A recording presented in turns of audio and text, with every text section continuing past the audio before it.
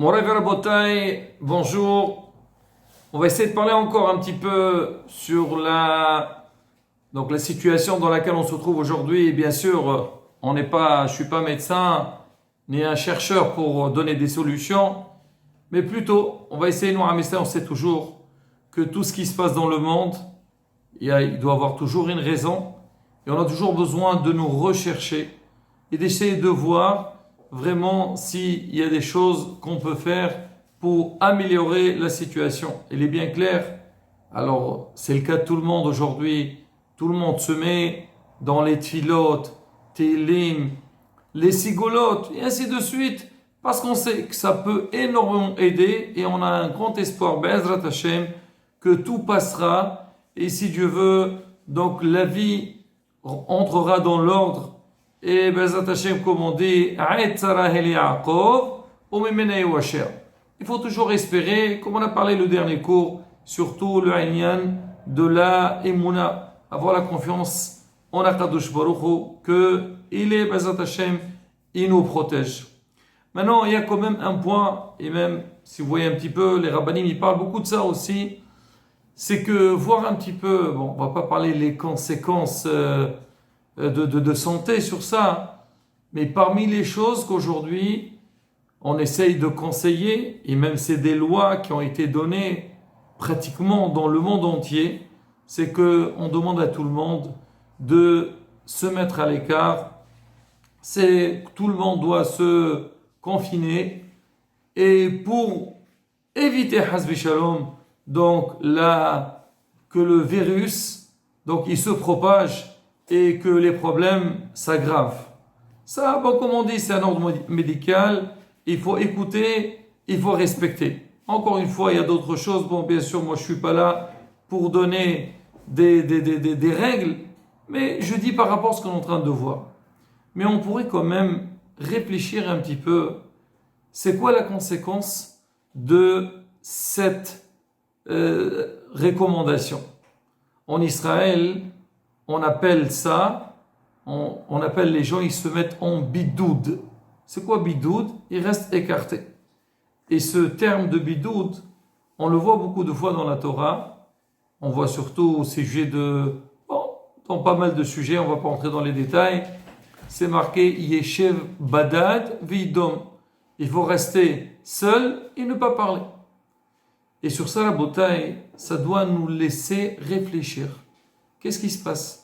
Pourquoi aujourd'hui on est comme ça? C'est vrai qu'aujourd'hui avec le téléphone, alors on arrive à communiquer, à contacter l'extérieur, mais ça reste quand même le fait d'être resté dans une maison ou bien nous interdire d'être à l'extérieur, c'est que quelque part on nous dit attendez, il ne faut pas communiquer avec l'extérieur. Alors on dit toujours dans tous les anyanim, c'est que chaque fois quand quelqu'un il veut un tikkun, il veut une correction à quelque chose, on dit tu sais comment tu fais? Alors la manière avec laquelle tu as fauté, essaye d'aller au contraire, à l'envers de ce que tu as fait pour corriger. On dit aussi par exemple pour le Kohen Gadol, Kohen dans le Beth Amikdash, il ne doit pas mettre des habits en or. On dit pourquoi? Parce que lui, il va aller donc demander le pardon sur le clan Israël. Et on dit un catégor, naasa sanigor. Un accusateur, il ne peut pas être un avocat parce que l'or, il rappelle le veau d'or.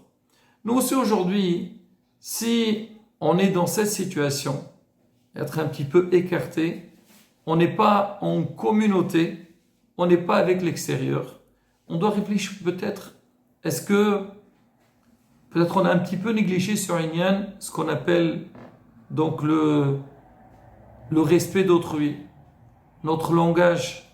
C'est que comment est-ce qu'on a fait attention à ce Inyan de la shonara, parler du mal sur les autres, ou les moqueries, tout ce qui est lié avec la communication et vis-à-vis d'autrui. Il y a aussi un autre problème, c'est que on sait que Baruch Hashem, quand on dit problème, ça veut dire Hasbi Shalom, qu'on est touché à 100% ou on ne respecte pas, mais plutôt, nous, notre force, c'est quoi? C'est réfléchir, essayer de nous améliorer. c'est que dans la vie, bien sûr que chacun, il doit faire des efforts pour s'occuper de sa vie privée, gérer donc tous ses besoins. Mais dans beaucoup de cas, on est recommandé de penser aussi aux autres. Regardez les gens qui sont dans le besoin, les nécessiteux, les gens qui n'ont pas les moyens, de se dire, Baruch Hashem, moi j'ai mérité, Hashem il m'a donné, mais il ne m'a pas donné seulement que pour moi, il m'a donné pour que je puisse aussi aider les autres. Et là, Rabotai, pendant ces moments difficiles, on a besoin aussi d'avoir une grande pensée aux gens qui sont dans des détresses. C'est vrai, tout le monde s'angoisse donc de ce qui se passe, mais Bezat Hashem, comme on a dit, ça va passer. Tout Bezat Hashem, on verra, Yishorot, Nissim Viniflaot. Mais il y a des personnes qui sont dans des moments difficiles, qui n'ont pas les moyens. Surtout, on se trouve aujourd'hui, on vient de sortir de la fête de Purim, Baruch Hashem, Am Israël. Dans la fête de Purim, on a travaillé sur pas mal donc de points. C'est Matanot Laevioni, donner aux nécessiteux. Donc les gens qui sont dans le besoin. Là, on se prépare à la fête de Pessah. Savoir que la fête de Pessah aussi, Baruch Hashem, tous les ans, il y a le Nen de Qimha de Pessah. Bezat Hashem, on fera une série de cours sur tous les Nenim, sur Qimha de Pessah, sur toutes les halachot. Mais je trouve que pendant ces moments-là, on a besoin de réfléchir un petit peu. Et on a besoin d'être renforcé. Et aussi, on a besoin de savoir de quelle manière on doit procéder. Alors, dans des moments comme ça, on est sensible à tout ce qu'on nous dit, parce qu'on sait que l'homme, voilà, il se trouve qu'on est un jour de Ta'anit, on est dans un jeûne, et c'est quoi le but de Ta'anit? Le but du jeûne, c'est que l'homme, il va s'affaiblir, il va voir qu'en fait, regarde, moi je suis resté une journée sans manger, regarde, j'arrive pas à être moi-même. Et à travers ça, on fait tchouva. C'est pareil aussi qu'on est dans des moments un peu difficiles. On a besoin comme de réfléchir.